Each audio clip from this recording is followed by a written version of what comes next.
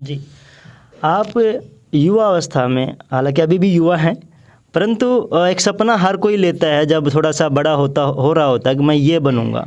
पता चला कि आप क्रिकेटर बनने चले थे, जी। परंतु क्रिकेटर से और सीधा संन्यास की धारणा कैसे अचानक से दिमाग में आई? वजेंद्र जी, मैं क्रिकेट भी खेलता था, खो-खो भी खेलता था और साथ में सबसे बड़ी बात है मैं नॉन मेडिकल से पढ़ाई करता था। और उस समय मुझे लगता है कि मैं क्रिकेट की वजह से आर्य समाज में अंडर 16 में हम लोग खेलते थे और मेरे जो कोच थे वजीर सिंह चहल जी जींद में, अब तो वो दिवंगत हो चुके हैं, मैं उनको नमन भी करता हूँ। उनकी बहुत प्रेरणा हमें रहती थी खास करके फिजिकल फिटनेस के लिए, और उन्होंने प्रेरित किया कि फ्लेक्सिबिलिटी चाहिए, स्टेमिना चाहिए। तो उस समय उन्होंने प्रेरित किया कि योगा किया करो। तो मैं एक योग के कैंप में, आर्य समाज के कैंप में मुझे जाने का अवसर मिला, और आप आश्चर्य करेंगे जिस दिन उसका समापन हुआ, 7 दिन का कैंप था, मैं बिल्कुल बदल करके आया वहाँ से अपने आप को। और उस दिन से ही मैंने, उस दिन के बाद मैं कभी क्रिकेट के ग्राउंड में नहीं गया, और ये लगा कि ये ज़िंदगी अपने लिए नहीं समाज के लिए लगाएंगे। तो मैंने नॉन मेडिकल की पढ़ाई भी छोड़ दी और मैं सामान्य उससे मैंने बीए किया, फिर एमए हिंदी किया, और एमए हिंदी करते करते फिर जो है समाज के कार्यों में मैं लग गया।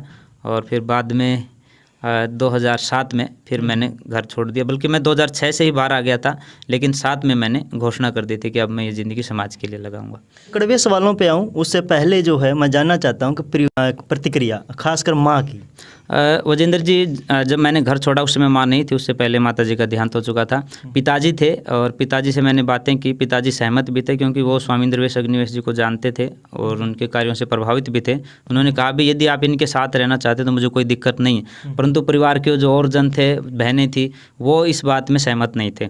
तो मैं स्वामी आर्यवेश जी को गाँव लेके गया, मैंने कहा ये काम अब आपका है कि आप इनको मनाएंगे। तो वो सेटिस्फाइड थे क्योंकि मैं गांव में, हम लोग जब रहते थे, शहीद भगत सिंह युवा परिषद के नाम से काम करते थे, मेरी पूरी टीम मेरे साथियों की थी। बहुत कई बड़े बड़े कार्यक्रमों के आयोजन हमने किए, भगत सिंह के परिवार के लोगों को हमने बुलाया, क्योंकि जिस गांव में मेरा जन्म हुआ खटकड़ में, और आप सभी जानते हैं कि शहीद आजम भगत सिंह का जो पैतृक गाँव है, उनके दादाजी का जो गाँव, वो भी खटकड़ कलां गाँव है।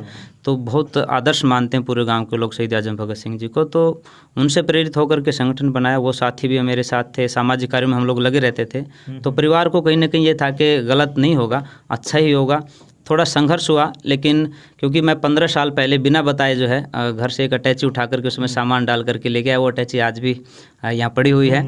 तो बाद में सब सेटिस्फाइड हुए और प्रोग्रामों में आना जाना हमारा रहा, लेकिन मैं वापस घर की तरफ नहीं मुड़ के गया।